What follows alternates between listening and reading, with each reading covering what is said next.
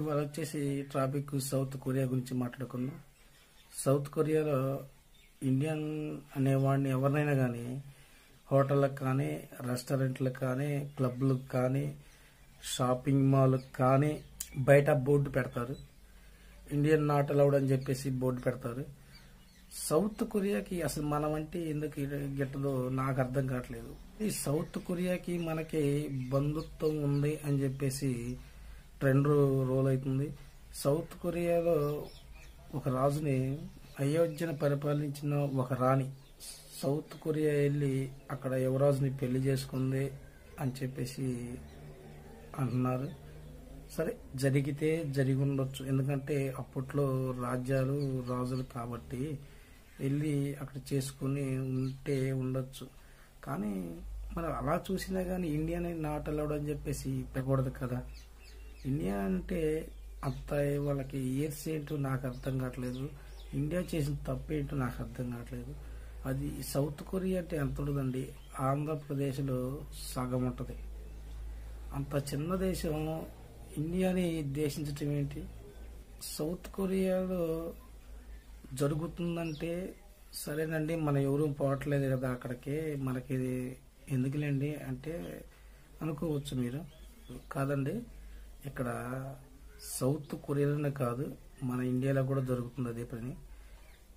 ఎగ్జాంపుల్గా మీకు ఒక విషయం చెప్తానండి. ఆంధ్రప్రదేశ్ తెలంగాణ రాష్ట్రాల్లో సౌత్ కొరియా హోటల్లో కొన్ని ఉన్నాయి. ఆ హోటల్లో మీరు వెళ్ళి చూడండి, అక్కడ బోర్డు మీద రాసి ఉంటుంది ఇండియన్ నాట్ అలౌడ్ అని చెప్పేసి రాసి ఉంటుంది. ఆ హోటల్లో పని చేయడానికి కూడా ఒక ఇండియన్ అర్హుడైతే కాదు. ఇది నేను కామిచ్చి ఏదో మీకు చూస్తారని చెప్పి అబద్ధాలు ఆడింది కాదండి. మీకు కావాలంటే డైరెక్ట్ ఒకసారి వెళ్ళి చూడండి. అక్కడ పనిచేసేది నేపాల్ నుంచి వాళ్ళు తెచ్చుకుంటారు, కానీ ఇండియా వలన అయితే ఎలా చేయరో హోటల్లో పెట్టుకోరు. మీకు ఇది తెలుసా? మనమంటే గిట్టదో, మనమంటే నచ్చదో, వాడు మన కాడికి వచ్చి హోటల్లో పెట్టుకొని మన డబ్బులతో వాడు బాగుపడటం ఏంటో నాకు అర్థం కావట్లేదు. అసలు వాడికి ఇప్పుడు ఇదంతా తెలుసు, చాలా మందికి తెలుసు. తెలిసినా కానీ ఎవరో మాట్లాడలేదు. మానవ హక్కుల సంఘం ఒకటి ఉంది, ఆ సంఘానికి కూడా తెలుసో తెలీదో మనకైతే తెలీదు. మరి వాళ్ళు కూడా దీన్ని ఇదేంటి అసలు నువ్వేంటి నా దేశం రావడం ఏంటి, నా దేశంలో ఉన్న వాళ్ళని నువ్వు రానిపోవడం ఏంటి అని చెప్పేసి మరి వీళ్ళు ఎందుకు అడగట్లేదో నాకేం అర్థం కావట్లా. ఎవరండి బిగ్గెస్ట్ మార్కెట్ అంటే ఇండియా అండి, చైనా కూడా కాదు. చైనా సెకండ్ ప్లేస్లో ఉంది. ఒక మార్కెటింగ్ చేయాలంటే బిగ్గెస్ట్ మార్కెటింగ్ అంటే ఒక ఇండియా. ముందు అది తెలుసుకోవాలి ఎవరైనా. ప్రపంచ దేశాలు భారతదేశం మా దేశానికి వస్తే బాగు అని చెప్పేసి చాలా దేశాలు ఆశగా ఎదురు చూస్తున్నాయి. రీసెంట్గా ఒక దేశం భారతదేశానికి క్షమాపణ చెప్పింది. దాని మీద కూడా ఒక వీడియో చేస్తాను. అంత ప్రగతి అభివృద్ధిలో దూసుకెళ్తున్న దేశాన్ని వాళ్ళు మీరు హోటళ్ళకి రావడానికి లేదు, షాపింగ్ మాల్ రావడానికి లేదు, క్లబ్లో రావడానికి లేదని చెప్పేసి బాయ్కాట్ చేయటం అంటే నాకు మళ్ళీ బ్రిటిష్ పరిపాలన వస్తుందేమో అని అనుమానంగా ఉంది. ఎందుకంటే వాడు వ్యాపారం చేసుకోవడానికి ఎక్కడికి వచ్చింది, వ్యాపారం చేసుకుంటా ఆ రాజుకి ఎంత ఇచ్చి ఈ రాజుకి ఎంత ఇచ్చి అది నేను కొనుక్కుంటా రాజుగారు అని ఇలా కొనుక్కొని కొంతమంది మీద యుద్ధం చేసి అలా లాక్కొని బ్రిటిష్ వాళ్ళు మనల్ని 250 సంవత్సరాలు వేయలేరు.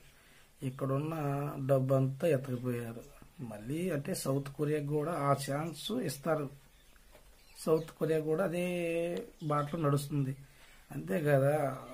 అప్పట్లో హోటళ్ళకి కానీ బ్రిటిష్ ఆఫీసుల్లో కానీ వెళ్ళాలంటే బోర్డు మీద ఒకటి రాసేవాళ్ళు, డాగ్స్ ఇండియన్ నాట్ అలౌడ్ అని చెప్పేసి రాసేవాళ్ళు.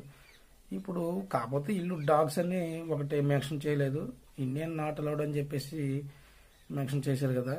వాళ్ళు డాగ్ అనే కదా మెన్షన్ చేయండి, అవి ఒక్కటే కదా. అది కూడా కొన్నంగా మెన్షన్ చేస్తారు, ఎందుకంటే మనం చూసుకుంటూ కూర్చుంటున్నాం కాబట్టి ఎవరైనా ఏదైనా మెన్షన్ చేస్తారు.